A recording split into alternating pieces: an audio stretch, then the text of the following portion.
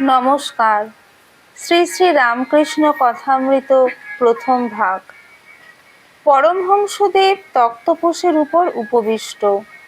বিজয়, Balaram master ও অন্যান্য ভক্তেরা পশ্চিমাস্য হইয়া তাঁহার দিকে মুখ করিয়া কেহ মাদুরের উপর, কেহ শুধু মেজের উপর বসিয়া আছেন। ঘরের পশ্চিম দিকের দ্বার মধ্য দিয়া ভাগীরথী দেখা যাইতেছিল। শীতকালের স্থিরা স্বচ্ছ সলিলা ভাগীরথী। দ্বারের পরেই পশ্চিমে অর্ধমণ্ডলাকার বারান্দা, তৎপরেই পুষ্পোদ্যান, তারপর পোস্তা।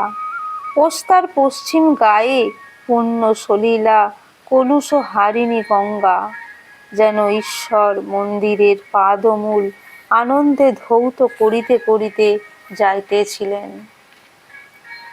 বিষ্ণুর এড়েদয়ে বাড়ি।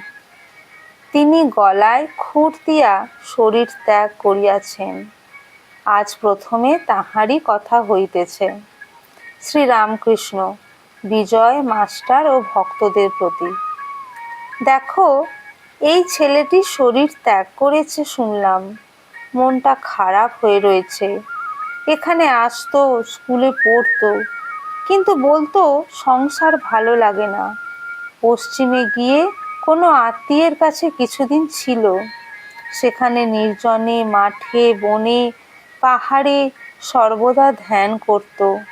বলেছিল যে কত কি ঈশ্বরীয় রূপ দর্শন করি। বোধহয় শেষ জন্ম। পূর্বজন্মে অনেক কাজ করা ছিল, একটু বাকি ছিল, সেইটুকু বুঝি এবার হয়ে গেল। পূর্বজন্মের সংস্কার মানতে হয়। শুনেছি একজন সব সাধন করছিল, গভীর বনে ভগবতীর আরাধনা করছিল, কিন্তু সে অনেক বিভীষিকা দেখতে লাগলো। শেষে তাকে বাঘে নিয়ে গেল। আর একজন বাঘের ভয়ে নিকটে একটা গাছের উপর উঠেছিল। সে সব আর অন্যান্য পূজার উপকরণ তৈয়ার দেখে নেমে এসে আচমন করে সবের উপর বসে গেল। একটু জপ করতে করতে মা সাক্ষাৎকার হলেন ও বললেন, আমি তোমার উপর প্রসন্ন হয়েছি, তুমি বর নাও। মার পাদপদ্মে প্রণত হয়ে সে বললে, মা, একটা কথা জিজ্ঞাসা করি, তোমার কাণ্ড দেখে অবাক হয়েছি।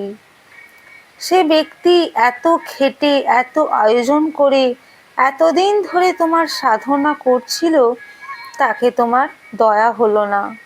আর আমি কিছু জানি না, শুনি না, ভজনহীন, সাধনহীন, জ্ঞানহীন, ভক্তিহীন, আমার উপর এত কৃপা হলো। ভগবতী হাসতে হাসতে বললেন, বাছা, তোমার জন্ম জন্মান্তরের কথা স্মরণ নাই। তুমি জন্ম জন্ম আমার তপস্যা করেছিলে, সেই সাধন বলে তোমার এরূপ জোটপাট হয়েছে, তাই আমার দর্শন পেলে। এখন বলো, কি বর চাও? একজন ভক্ত বলিলেন, আত্মহত্যা করেছে শুনে ভয় হয়। শ্রীরামকৃষ্ণ, আত্মহত্যা করা মহাপাপ। ফিরে ফিরে সংসারে আসতে হবে, আর এই সংসার যন্ত্রণা ভোগ করতে হবে। তবে যদি ঈশ্বরের দর্শন হয়ে কেউ শরীর ত্যাগ করে, তাকে আত্মহত্যা বলে না।